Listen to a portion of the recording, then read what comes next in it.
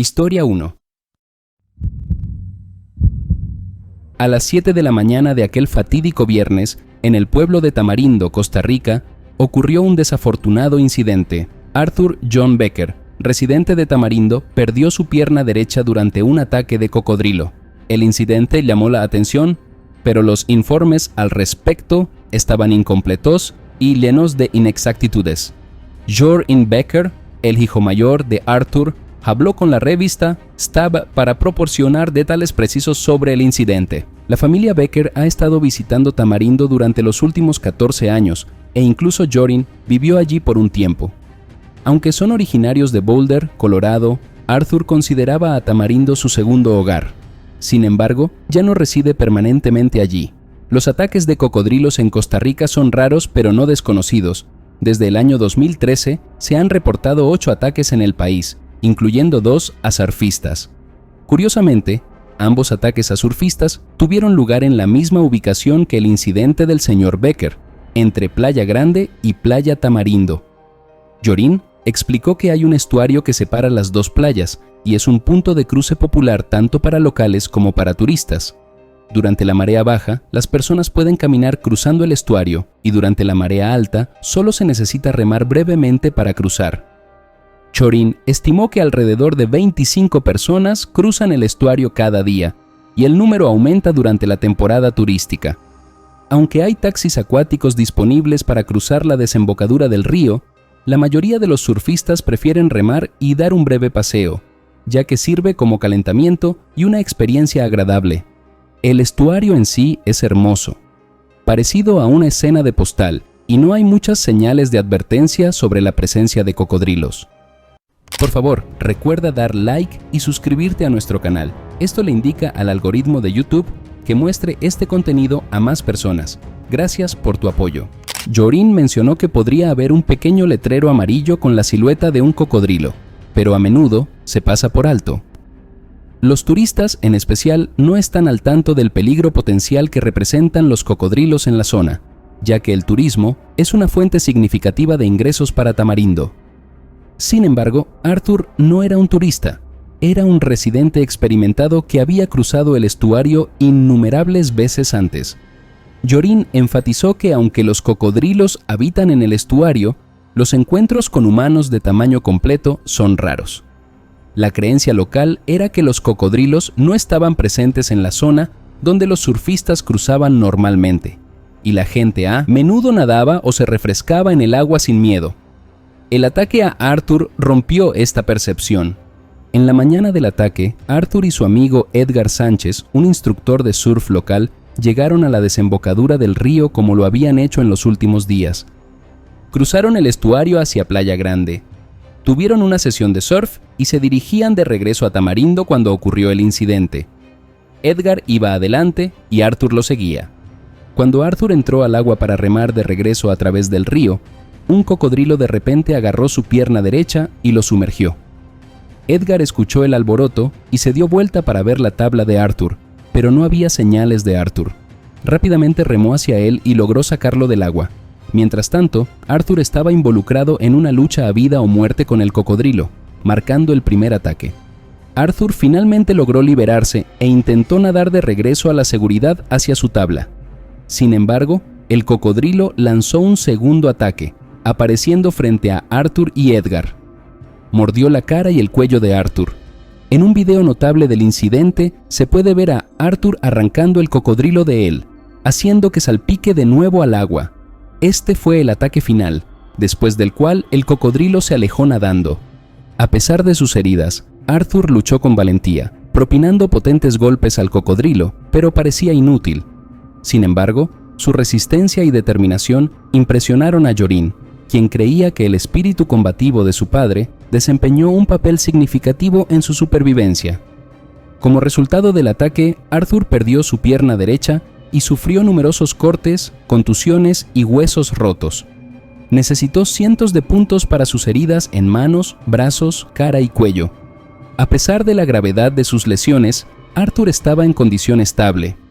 Jordan y su hermano menor, Abby, volaron a Costa Rica inmediatamente después del ataque para estar con su padre. se sintieron aliviados al ver que Arthur se estaba recuperando bien y lo habían trasladado de la unidad de cuidados intensivos a una habitación regular del hospital. Arthur incluso pudo comunicarse con su familia y el personal médico. Jorin expresó su deseo de compartir los detalles precisos del incidente, con la esperanza de que algún día su padre estuviera listo para contar su experiencia aterradora. El amor de la familia Becker por Tamarindo sigue siendo fuerte a pesar de este trágico evento que destrozó su sentido de seguridad en el querido pueblo. Historia 2.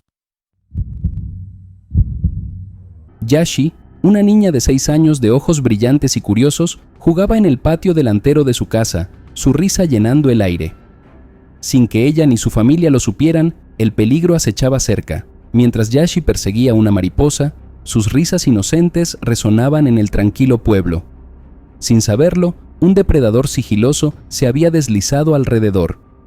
A lo lejos, entre los campos de caña de azúcar que se mecían, un leopardo acechaba en silencio, con sus ojos ámbar fijos en la pequeña figura ante él.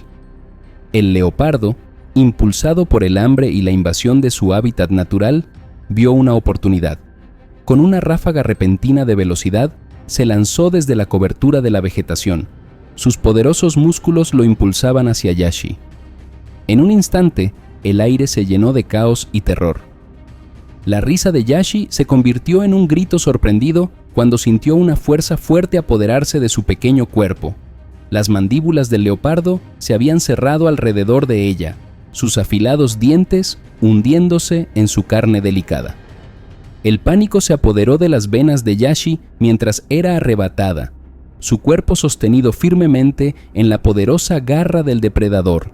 Su madre, Manisha, que había estado dentro de su humilde hogar, salió al sonido de los llantos de su hija. El horror deformó sus rasgos mientras presenciaba la desgarradora escena que se desarrollaba ante sus ojos. Sin dudarlo, corrió hacia la conmoción, sus instintos maternos superando cualquier miedo que la embargara. Mientras tanto, el leopardo, impulsado por el instinto, se alejó de la casa, llevando a una pequeña e indefensa niña en sus mandíbulas.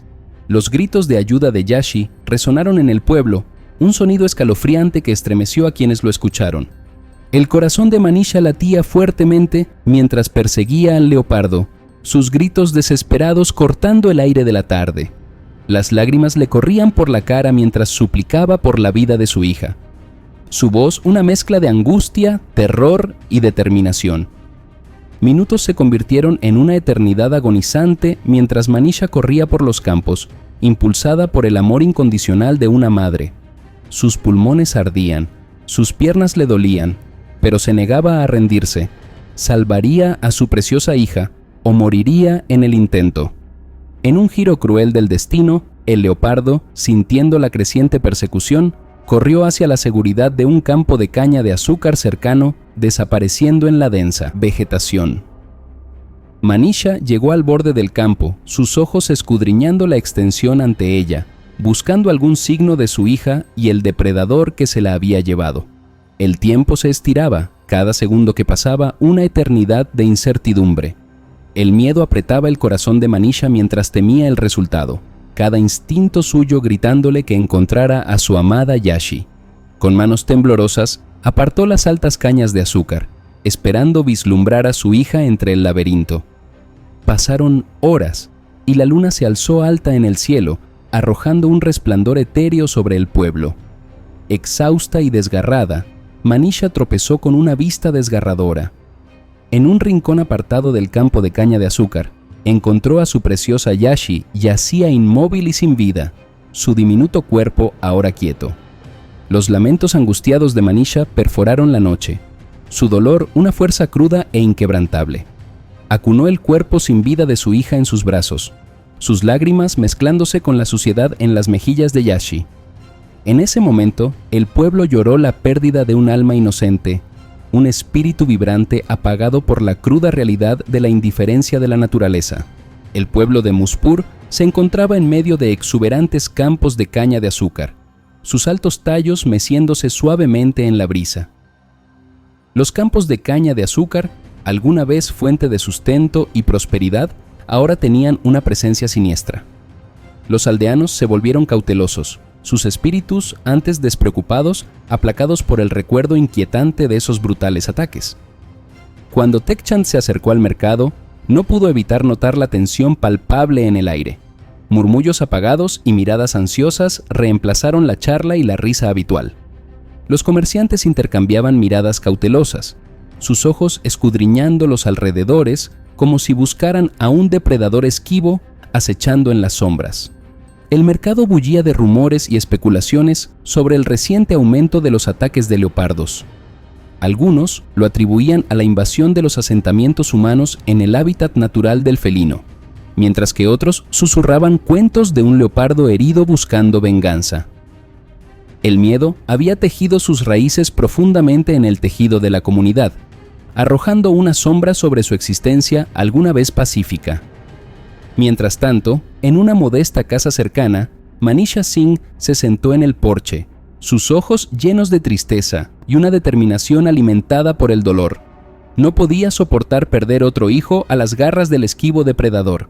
El recuerdo de ese fatídico día, cuando el leopardo le arrebató a Yashi, la perseguía en cada momento de vigilia. Juró proteger a su familia y asegurarse de que ningún otro padre experimentara la agonía que ella había soportado. Manisha se unió a otros padres afligidos y aldeanos preocupados para idear un plan. Buscaron la orientación de expertos en vida silvestre, con la esperanza de entender el comportamiento de estas majestuosas pero peligrosas criaturas. Los expertos enfatizaron la importancia de la coexistencia y encontrar un equilibrio entre los asentamientos humanos y el hábitat natural de los leopardos. Los aldeanos comenzaron a implementar medidas preventivas, trabajando juntos para reducir el riesgo de más ataques. Formaron grupos para cuidar de los campos, asegurándose de que nadie trabajara solo. Los campos de caña de azúcar, antes llenos de trabajadores solitarios, ahora zumbaban con la energía colectiva de un frente unido. Los funcionarios forestales, reconociendo la urgencia de la situación, instalaron trampas estratégicamente alrededor del área. Las jaulas estaban diseñadas para capturar a los leopardos sin causarles daño, con la intención de trasladarlos a un entorno más seguro. Los aldeanos contuvieron la respiración, esperando que estas medidas pusieran fin al terror que había plagado sus vidas. Los días se convirtieron en semanas, y la aldea se estableció en una rutina cautelosa. Las trampas dieron resultados, capturando varios leopardos que fueron posteriormente liberados en una reserva forestal protegida, lejos de los asentamientos humanos. Los ataques disminuyeron gradualmente, y un sentido frágil de seguridad comenzó a arraigarse en los corazones de los aldeanos. Sin embargo, las cicatrices del pasado no se borraron fácilmente. El recuerdo del trágico destino de Yashi permanecía grabado en sus mentes, un recordatorio constante de la fragilidad de la vida y las fuerzas indómitas que los rodeaban. Tech Chant regresó del mercado, sus hombros caídos bajo el peso de los productos no vendidos. Al entrar en su hogar, encontró a Manisha esperándolo, sus ojos reflejando una mezcla de determinación y fatiga.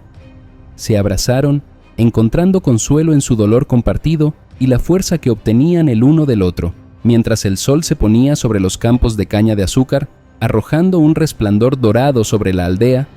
Tech Chant y Manisha permanecieron juntos, sus corazones llenos de esperanza por un futuro en el que humanos y leopardos pudieran coexistir en armonía. Sabían que las cicatrices siempre permanecerían. Aún así, estaban decididos a seguir adelante, atesorando el recuerdo de su hija perdida y trabajando hacia un mundo más seguro y compasivo para las generaciones venideras. Historia 3. En las remotas islas tropicales del sureste de Indonesia, los habitantes convivían junto a una criatura que inspiraba tanto asombro como temor, el dragón de Komodo. Estos enormes lagartos, con sus dientes parecidos a los de un tiburón y su veneno mortal, ocupaban un lugar de reverencia en los corazones de los aldeanos. Durante generaciones, coexistieron pacíficamente con el lagarto más grande del mundo. Sin embargo, la tranquilidad se vio perturbada cuando los dragones comenzaron a atacar. Las noticias de los ataques se propagaron como un reguero de pólvora por las dispersas islas. Aunque los ataques de dragones de Komodo seguían siendo raros, los aldeanos no podían evitar sentir un creciente sentido de inquietud. Los dragones ya habían cobrado 2 vidas desde el año 2007, un niño y un pescador. Otros habían sufrido graves lesiones después de ser atacados sin provocación. La pregunta de cómo coexistir con estas majestuosas y peligrosas criaturas planeaba sobre las aldeas pesqueras. Main, el guardabosques, se encontró en una lucha a vida o muerte con el temible dragón de Komodo. Las poderosas mandíbulas del lagarto se cerraron sobre su mano, sus afilados dientes penetrando en su carne. El dolor recorrió el cuerpo de Main mientras luchaba desesperadamente por liberarse del agarre del dragón. Convocando hasta la última gota de fuerza y voluntad, Main empujó contra el hocico del dragón, intentando abrir sus formidables mandíbulas. El dragón, con sus músculos vibrando de poder, resistió sus esfuerzos, su agarre inflexible. Main podía sentir el aliento caliente del dragón en su rostro mientras luchaba por su vida. Con una oleada de adrenalina, Main retorció su cuerpo, usando su mano libre para agarrar el escamoso cuello del dragón. Hundió sus dedos profundamente en la dura piel, tratando de encontrar cualquier palanca que pudiera. El dragón se retorcía y retorcía, su cola azotando, pero Main se aferraba tenazmente, negándose a ser vencido.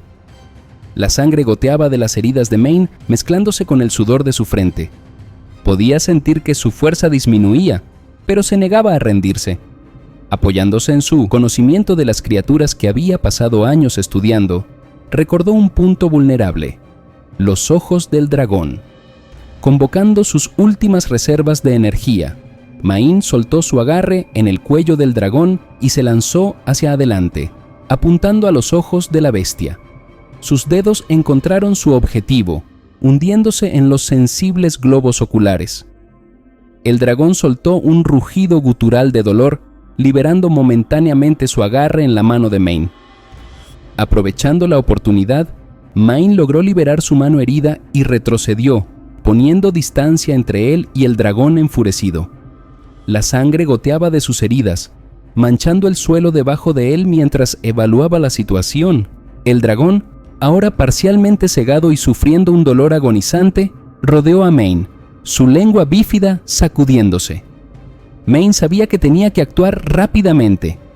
Miró a su alrededor, buscando cualquier objeto que pudiera servir como arma. Sus ojos se posaron en una rama caída cerca, un trozo robusto de madera que podría inclinar la balanza a su favor.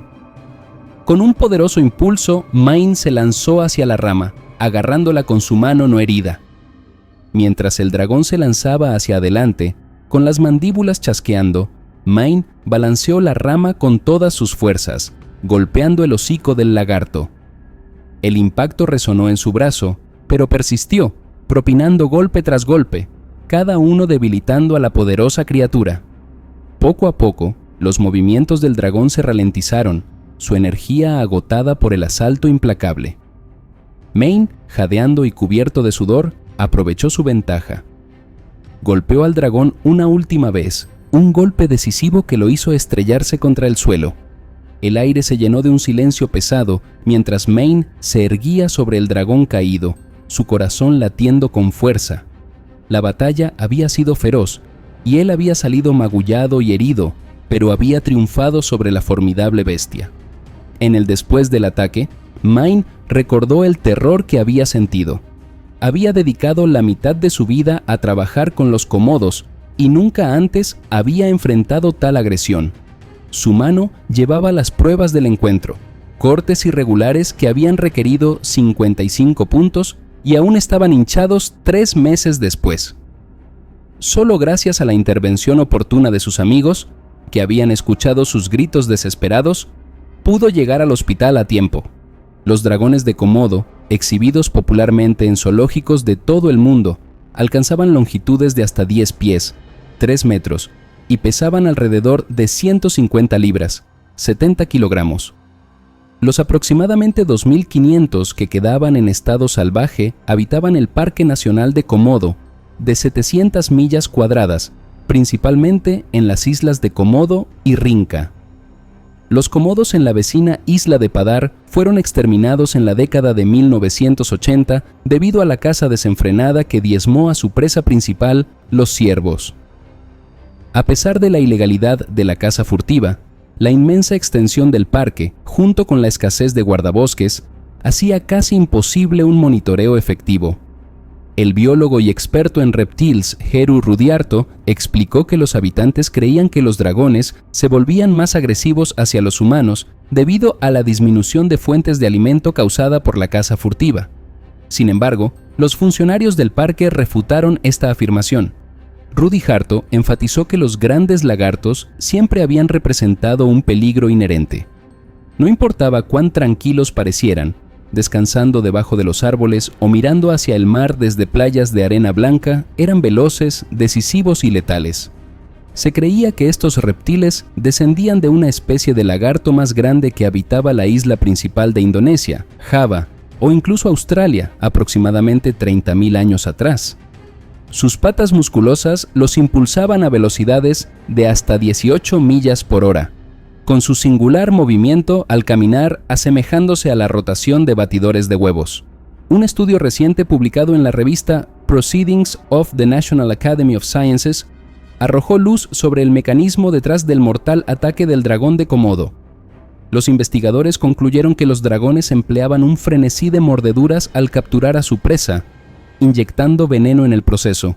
Contrariamente a la creencia popular, era el veneno, no la infección bacteriana, lo que causaba la muerte de la presa. El veneno infligía heridas profundas mientras inducía sangrado y reducía la presión arterial, eventualmente dejando inconsciente a la víctima. En los últimos 35 años se registraron 4 ataques mortales, ocurriendo en 2000, 9 y 1995. Además, al menos 8 personas resultaron heridas durante la última década. Los funcionarios del parque argumentaron que estos incidentes no eran excesivamente alarmantes, considerando los miles de turistas que frecuentaban la zona y las 4.000 personas que la llamaban hogar. Sin embargo, el reciente aumento de los ataques proyectó una sombra sobre las aspiraciones del parque. El gobierno había lanzado una campaña para incluir el Parque Nacional de Komodo en la lista de las 7 maravillas de la naturaleza, un esfuerzo ambicioso destinado a crear conciencia. Las colinas escarpadas y las sabanas del parque rebosaban de vida silvestre única, incluyendo galos de las llanuras con patas naranjas, gabalíes y pequeños caballos salvajes. Los arrecifes de coral y las bahías circundantes albergaban a más de una docena de especies de ballenas, delfines y tortugas marinas. Según Claudio Cioffi, un investigador de la Universidad de Florencia, Italia, el hambre podría llevar a los dragones a las aldeas, atraídos por el olor de los peces secándose y cocinándose. Esto podría llevar a encuentros más frecuentes entre humanos y las formidables criaturas. Mientras el miedo y la incertidumbre se apoderaban de las aldeas pesqueras, el delicado equilibrio entre humanos y dragones de Komodo pendía de un hilo. Los aldeanos se preguntaban si se podría encontrar una solución que les permitiera convivir armónicamente con estas antiguas y asombrosas criaturas. El futuro del Parque Nacional de Komodo, con sus paisajes majestuosos y su diversa vida silvestre, ahora enfrenta un desafío aún mayor: encontrar una manera de preservar sus tesoros mientras se asegura la seguridad y el bienestar de sus habitantes humanos. Historia 4. En la remota región de Rakwar Handwara, en Kupwara, al norte de Cachemira, se desarrolló un horror aterrador. Un leopardo devorador de hombres, responsable de la muerte de 2 niños inocentes, desató una ola de miedo y pánico entre la comunidad local. Este depredador salvaje había infundido miedo en los corazones de miles, dejándolos viviendo en un terror constante. La primera víctima fue un niño de 3 años llamado Burhan Ahmed. Una fatídica mañana, mientras el sol comenzaba a salir, la tragedia golpeó fuera de su humilde hogar cerca de la frontera con Pakistán. El leopardo se abalanzó sobre el niño desprevenido, sujetándolo con sus poderosas mandíbulas. Los valientes padres de Burhan lucharon desesperadamente por salvar a su precioso hijo, esforzándose por liberarlo de las garras de la temible bestia.